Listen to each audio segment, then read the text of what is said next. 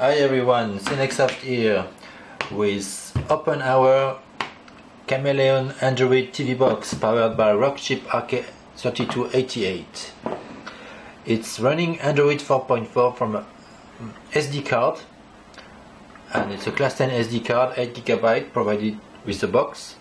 Metallic casing, so always cool. I never measured above 40 degrees, and I've connected Ethernet, a USB hub with a few dongles, HDMI, a USB hard drive, and the power.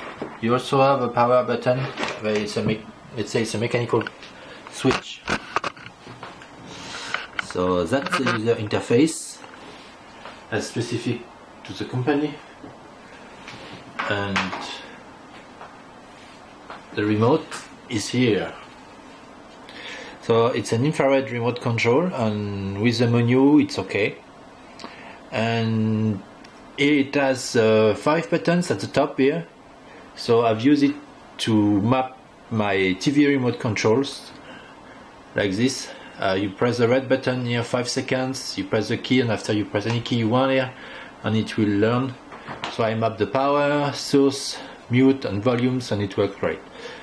But for Android, I'm using the Melee F10. Some people like to use the Logitech K400 keyboard, which is also nice. Alright, so let's go through the user interface.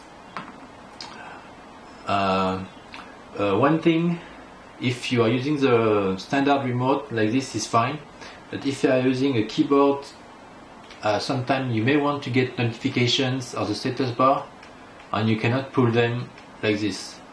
So you have to go to settings, advanced settings, that's the actual Android settings, and enable the status bar. And the status bar will enable both notification and the actual status bar. So I'm going to use it that way. So let's go through the various menus. The internet is web browser, the stock web browser, and they have a bookmark with some websites like this, video website, news websites, email, etc. And you can probably add your own. I haven't checked out. IPTV, there is nothing, but you can add a shortcut. So let's go. So yes, the list of apps is always like this, so it's not so great. So let's say if I want to add SPMC. SPMC is recommended. They give me an APK with SPMC. Apparently it's modified by Rockchip, and that's the one they recommended. So as the one I will use for testing. I've used for testing. I already tested. And after in media, they have video, music, photos, and DLNA. Alright. Okay, and this guy can access your internal SD card, USB storage, and SAMBA. For example, it's my hard drive, and you will notice 3 partitions here. I have 4 partitions on my hard drive. One is NTFS. One is ext4, it works, but only read only unless you root the device, and then you can copy files. Also, you can also write if you root your device. And FAT32, read and write. So the only one that doesn't work is BetterFS.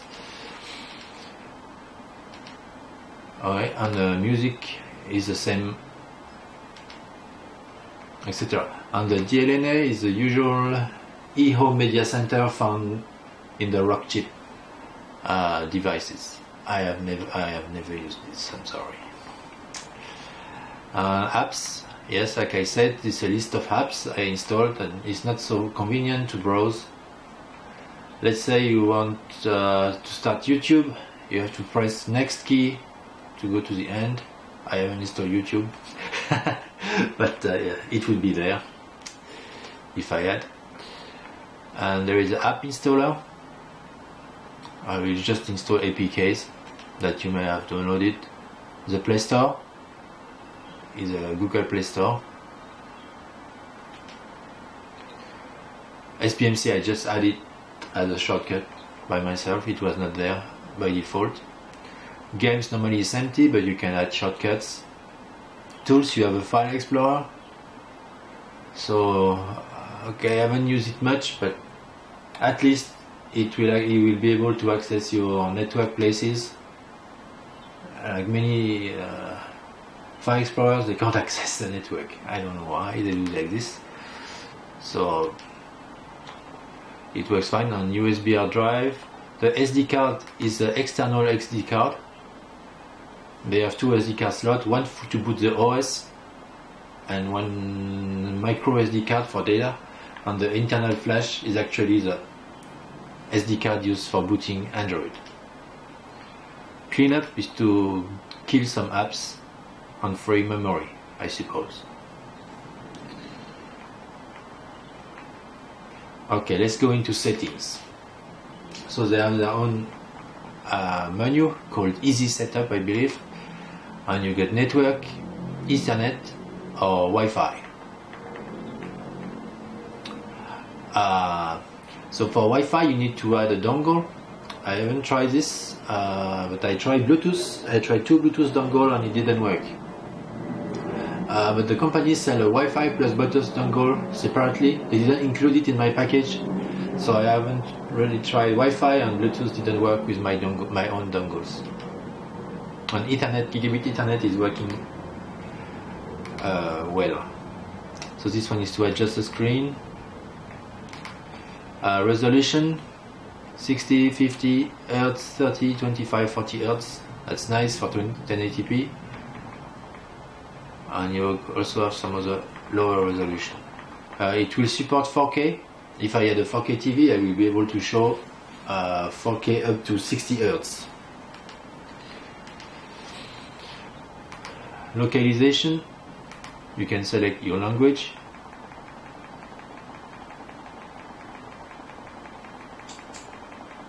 I'll go quickly through the list. On your time zone. Audio, you can select default output, SPDIF pass-through, or HDMI bitstream. This is my USB webcam. They detected it. It's a, I guess it detected it's a audio device because it has a microphone. No speaker though. System, local storage. It will show the two partitions in the flash, the 1.91 GB for apps and the 4.11 GB for data. And after I got the external SD card, the micro SD card, and show my complete hard drive is a 1 TB hard drive, and for some reason they don't show the partitions. System updates, so that's one of the first things I've done, and it works very well. And factory reset. And advanced settings, we go to the Android settings when you can select Wi-Fi, Bluetooth, Ethernet. But yeah, for Wi-Fi and Bluetooth you need to spend I think $20 extra. It also supports tethering, VPN and PoE. That's a USB. Sound, you can also select the sound device here, I guess. Display, we only have HDMI, and you've got the same HDMI modes as in the easy setup menu. Screenshot, storage, so it's basically the same here, except you will see my hard drive, but the data here is a mess because my partitions are 256 gigabytes. Okay, maybe I understand because they mounted 3 partitions, 256 gigabytes. That's why they get 700 gigabytes. Apps, language, an input. So I already shown the languages before. Keyboard, there is no option for hardware keyboard, so you may want to use null keyboard, which I hadn't done yet. So the soft keyboard will not show up when you input text.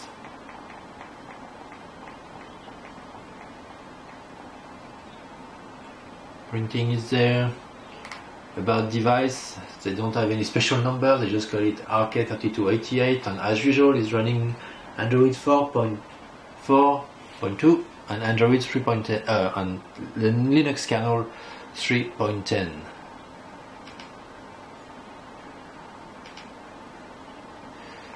Alright, they also have some wallpapers if you prefer to change.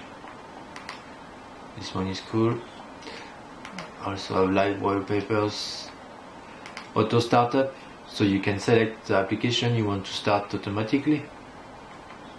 I haven't tried this, but it can be useful if you want just to start SPMC automatically.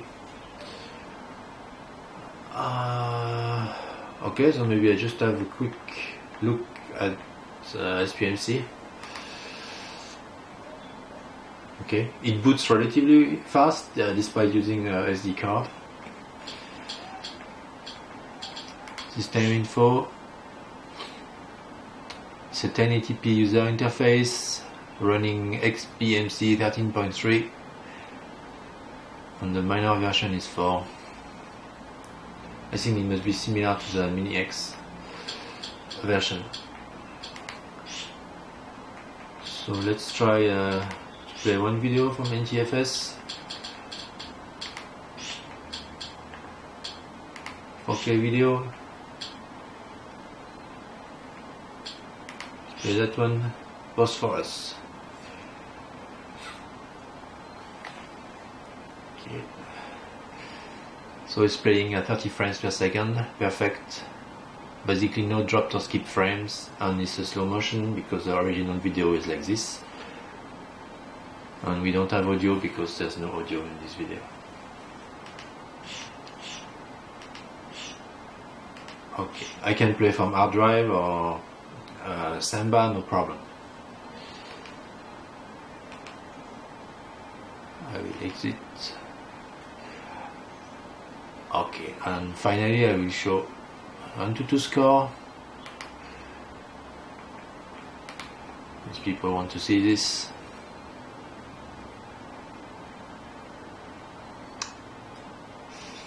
36,000 points. It's very similar to the other boxes, other Rockchip RK32 media players. Alright, that's all. Normally what I do, I turn off the device, but with this one there is only standby, like this.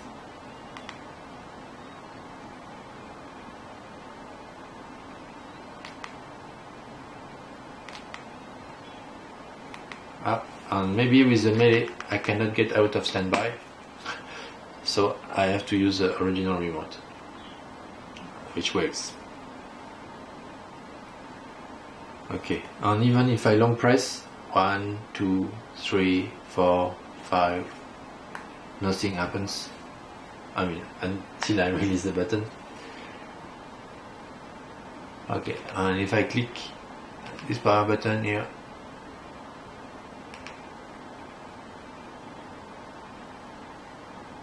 it will come back if I move, because if the mouse is moving it will get out of standby. Okay, so that's all for today. Thanks for watching. Bye bye.